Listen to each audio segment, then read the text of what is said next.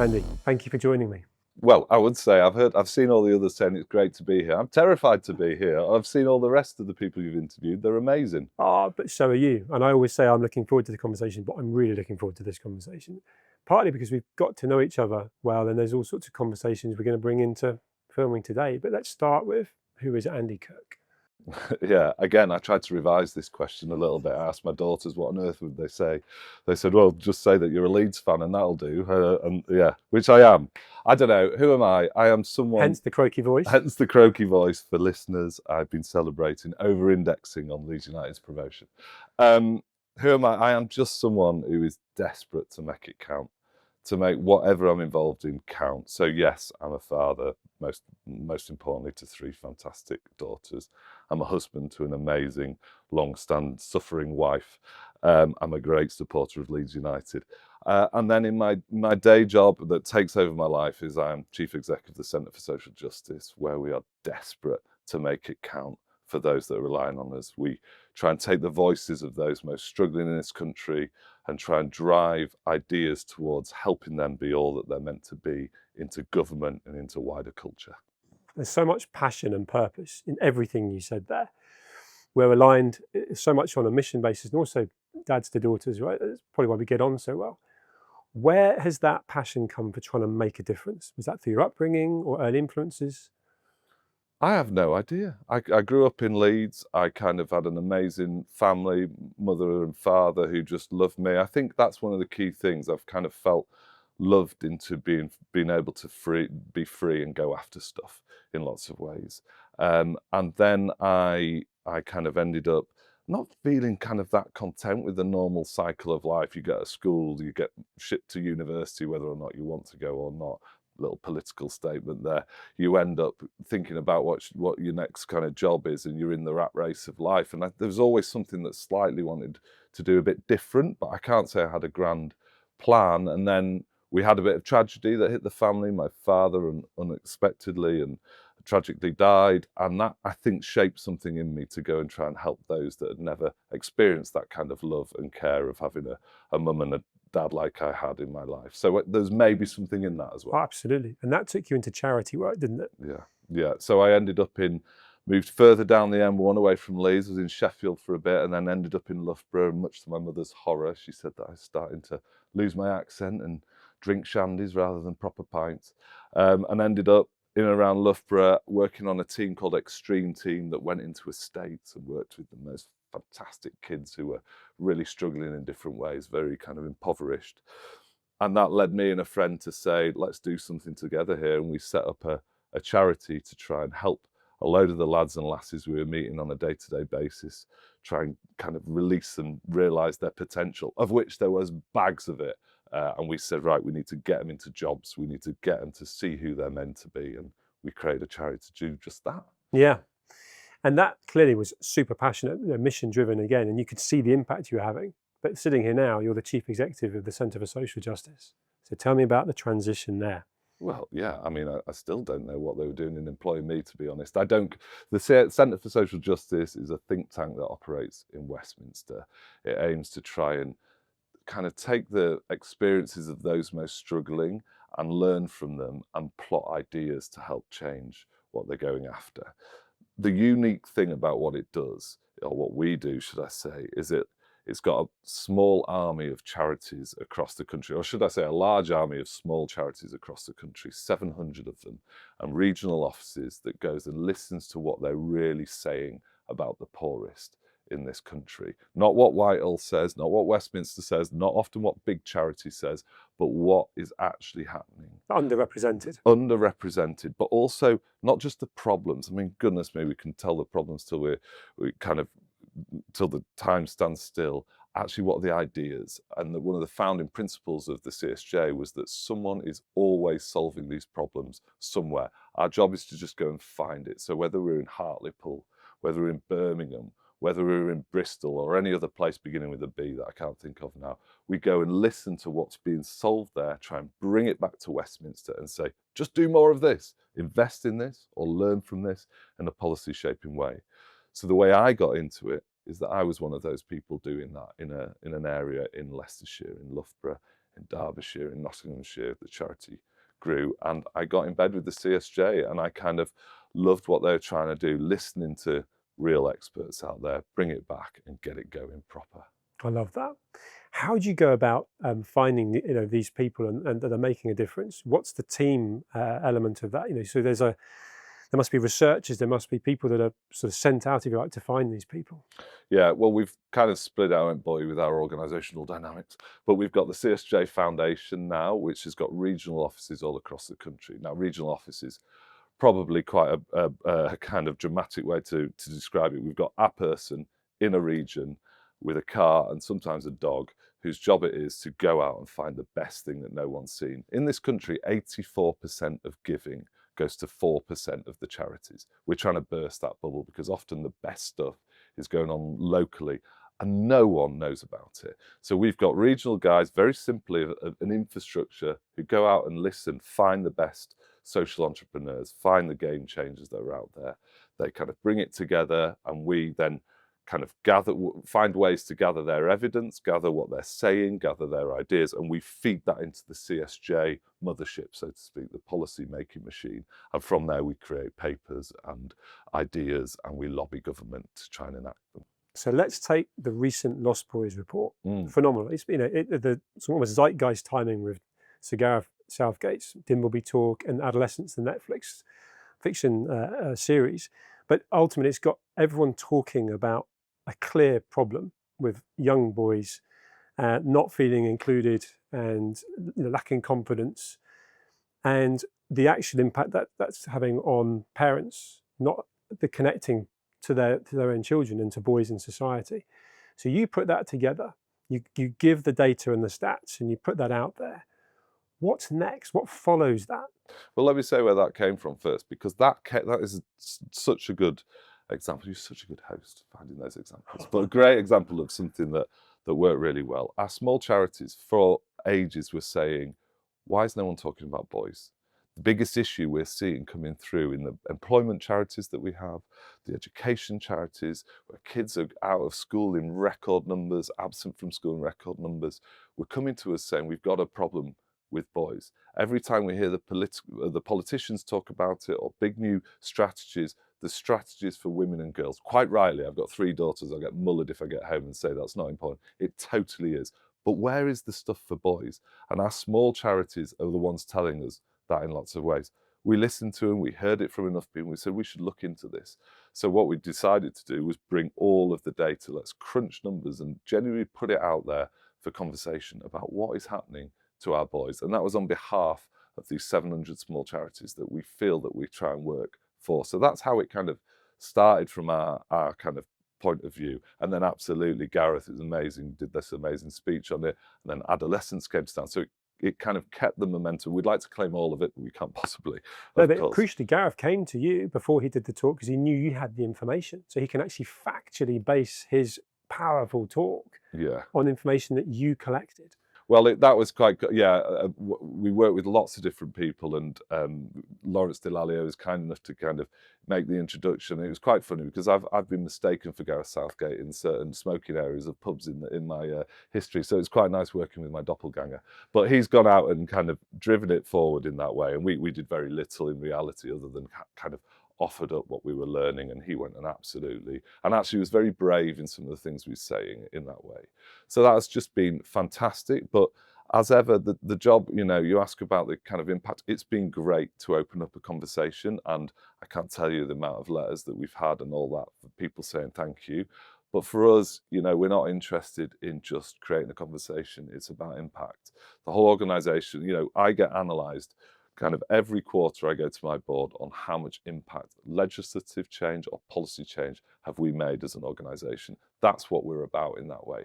So in a way, the job is not even 10% done yet. It's about now finding the ideas and driving them forward, getting people to kind of take hold of them, both in politics as well as in culture and in business. And that's what we're focusing on for the next years, not for the next few months in that way. And we're kind of, this is the actual hard yards. Everyone can show where there's a problem, but how do we bring people together to drive the solution? And honestly, I don't have the answers on that yet, but all I know is that there's some really exciting stuff happening. No, and I get that because that's in play. So actually now that's really interesting to know how you're so accountable, those quarterly kind of targets, reviews, if you like. So do you have tangible kind of examples, if you like, where you can see the CSJ and your team have made a difference, where you've identified and researched something that was clearly of interest that you wanted to change, and then you can see the changes? Yeah, totally. I mean, there's loads of them. We average about a third of our ideas year in, year out get taken up by government. And then if government leans into something, the whole market area opens, investment goes, philanthropy happens, charities start working. So it's super powerful. Yeah, it really is. Yeah, you're making it visible. So you're effectively teeing it up. Yeah. Gareth is a good example. Back to Nosmus. So you provide information, but then he can have the whole audience of the country, if you like, listening to stats and information. Totally. And, our primary target is government in that way, and they can certainly shift a dial. And so there's been some amazing things done over the years. The modern slavery bill came through the CSJ. That all came from small charities saying, why aren't you doing anything on modern slavery? It was well before my time. I can take no credit for that in any way. That was 2015? Yeah, under Theresa May, and she really drove that forward. There's a whole big swathe of work called Housing First, which has been piloted in Manchester, and Liverpool and Birmingham, which all came from, again, small charities saying we've got no proper offer for those that are homeless, in kind of changing the dial of giving them a house first, hence Housing First, rather than making them prove that they're house ready. That's now, we won 28 million to pilot that in 3 different areas. It's now coming to the end of the pilot, and we're making a big case with people like Andy Burnham in Manchester for national rollout. So there's real tangible policy stuff for those that are most struggling. I would say another area that we've worked heavily on, but nowhere near kind of solving yet, is this whole thing of ghost children. We were the first to identify the amount of young people dropping off the school roll, again through our small charities, saying no one's talking about this. Was post-pandemic, that pre-pandemic there was about 60,000 kids that were out of school more than they're in it. We're now at 173,000. This thing is getting worse and worse and worse. And so again, I'm offering that up as we have constantly risen the public knowledge of that, the political knowledge, but as yet we've not driven through the solutions. And that's the type of stuff that keeps me up at night, because that's what we're there to do. Yeah, that's powerful. Do you know the root cause of why so many children are not turning up? There's lots of different reasons that we're seeing. One of the fascinating things that some other group did, that some amazing work on, is seeing that 3 in 10 parents now no longer see full-time school as absolutely necessary, which is a really interesting culture shift, no doubt, which was exacerbated massively by the pandemic and by the strikes after that, whereby people thought, hang on, schools can just close willy-nilly like this. And the students saw that, and did we cope all right when they were off? The answer to that, and the poorest, was an absolute firm no. But for Middle England, it might have been, all right, it's quite nice this way, I sit in my garden, my kids are around. But in lots of other ways, it was devastating to young people, devastating. And so there's a culture shift in the mindset, I think. There's definitely then loads towards young people's, their mental health, people going out into school and all the rest. So there's something really quite deep going on there, as well as something that needs to shift practically. I've got so much going on in my head there about, even as a parent myself, and you start questioning what is and isn't being taught in schools, but you still know that in your heart that children have to have discipline and go to school to be educated. I suppose there's a whole other conversation of, should they still be learning to use a Bunsen burner and learn algebra when they could be learning all sorts of other things in real life? Bunsen burner. How else would you be able to do some of the games that you used to do back Exactly. in the day? I love that. That's a whole conundrum. There must be so much that you get involved in. Is there one particular thing, whether it's close to the CSJ's heart or yours, where you see a real crisis? So my point being, you have a whole hopper being fed of, I think you described it as the sort of 20% of society that's not catered for, not looked after, and is underprivileged. Is there one key area where you're like, this just absolutely has to change? This is no longer sustainable? Can I have 2? Yeah. Family and work have always been some of the 2 main things going on. And I would say the thing that came out about the Lost Boys, which we're trying to figure out how we bottom out, is the fatherlessness that's happening in this nation right now. 2.5 million young people without fathers in and around them. That's a really interestingly scary stat. That's personal to me in that way. I can feel that from you, yeah. Knowing how big that is. And this isn't about demonizing anyone. It's actually, in fact, the amount of mums we've had write to us to say, yes, this is such a big thing for us. That, and I don't know what a lot of the answers are there, but there's something about mentorship, something about significant adult that young people are missing right now in lots of ways, I would say one. And secondly, work. I mean, again, personally, it was always drilled into us about working and about jobs and about different things. I could count you all the different jobs we did, right from being nippers in that way. But something about the discipline of work, about that first pint on a Friday being you that's bought it in that way, something that's about dignity of work. And right now we've got, 2,000 people a day dropping out of the labour market due to inactivity, due to sickness in that way. And yet work is such a powerful thing, and yet people are seeing some jobs that they don't want to do anymore, are being spoken about whether work's a good thing in and of itself. I think those two things are really kind of troubling us as a nation right now. Totally. Is there also a correlation to role models? So I'm looking at you and I'm genuinely thinking you are an amazing role model. The way you're coming across, the passion you got for your work, I can tell that you love your family and they are your heart. But then you go out to try and achieve everything you're doing with the CSJ to make that difference and that impact. So to come back to that whole role model scenario, people in the workplace and people, if you like, on social media and putting messages out there from a family point of view.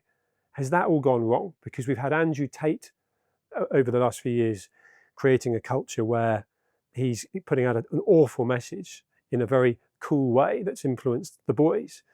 Where do we get back some influence on role models that puts back that dignity, that pride into actually being a boy, being a girl, and championing the people that really should be? Yeah, I think so. I mean, it's ever been the case. Remember back in the day, when you and I were growing up pre-war, the big argument would have been our role models are footballers who are all going out getting smashed and not particularly healthy role models, perhaps. That's come full circle and been smart. So there'll always be public problems in who the role models are, without a doubt. But there's been definitely, I think, a change of local role models, because those touch points locally, we've decimated youth clubs, we've decimated over the last number of years. The kind of, you used to have church groups, and up where I'm from, you'd have kind of union groups and bands and those kind of things. These areas of communal gathering where lots of different people would be in, sports teams and all the rest, have been decimated in lots of ways. So you'll always have the top level role models, absolutely. And I think in a funny way, the footballers have come full circle now and they're kind of seen as fairly healthy ones to go and have a look. But I would say it's more about localised ones. I remember for me, Kev Pease, who was a plumber, a local lad who I used to play football, and he was in this I just looked to him and he gave me some work experience with him. He did all of that. And I wanted to please him. I wanted to impress him. I wanted to learn from him. We used to go and watch Leeds United together. People like that I wouldn't have ever met him if it wasn't for the kind of church group I was in or football team I was playing for. I think we've decimated something of our community foundations in that way. And I think the best way to get that back, get the youth workers back out there again, get the kind of sport out there again, such a powerful tool that we never use properly in this country. We could absolutely drive this into areas and get people playing in, just learning the discipline of sport, but meeting older people who are good people to follow.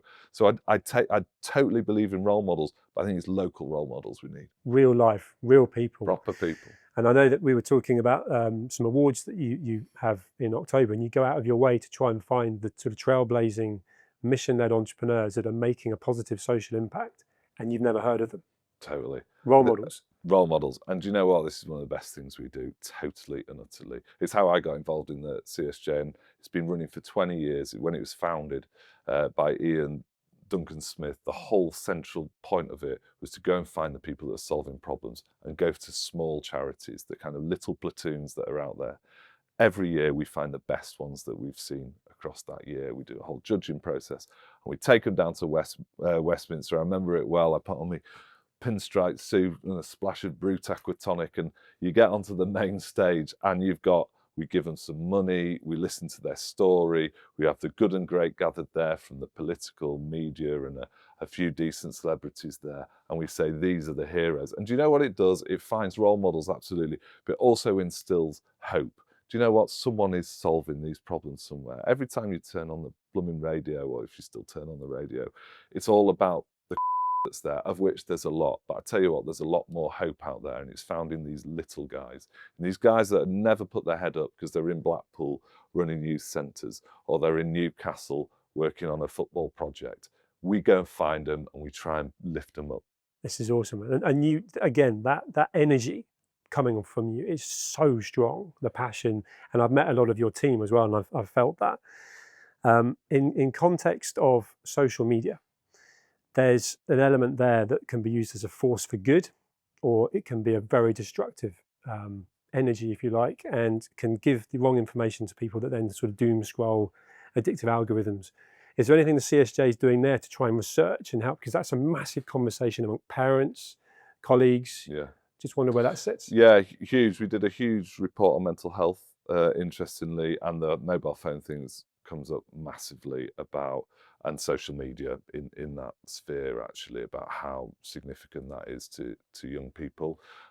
We've looked a bit on how, again, on the over medicalisation is the term that's used of some of those issues versus the kind of these kind of gifts that people have been given. How do we draw out the gold in people rather than kind of stop all we see it as stopping something in that sense. And on the mobile front, absolutely, we're going to have to learn how to bring the best out of that stuff and protect where we need to protect at the same time. So we've done some big papers on that, because that is a lot of the stuff that people talk about. But interestingly, for our small charities, they'll talk about it as the more personalised side. So if all the social media and the looking at screens is happening there, we should double down on what the personal side is going on. Where's the sport going on? Where's the activities? Is school an engaging place and a fun place for people? So we try to look at that stuff as much as anything else.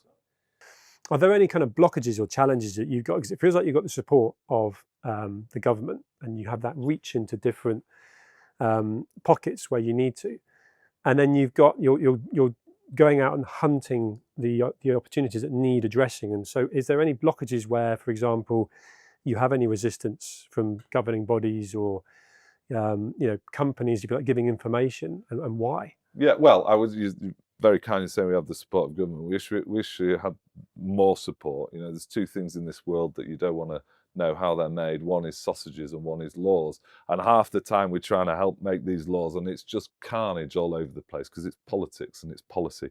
So we always want more ideas out there to try and shape what they're doing, more contacts into there to drive it forward, and more ability to kind of get it into public domain so that politicians react. Is that the way you get traction? So you need to send it into the public domain that forces government? Yeah, there's both happen. Sometimes you force government that way because they think, oh, they're all going this way, so we'll go that way.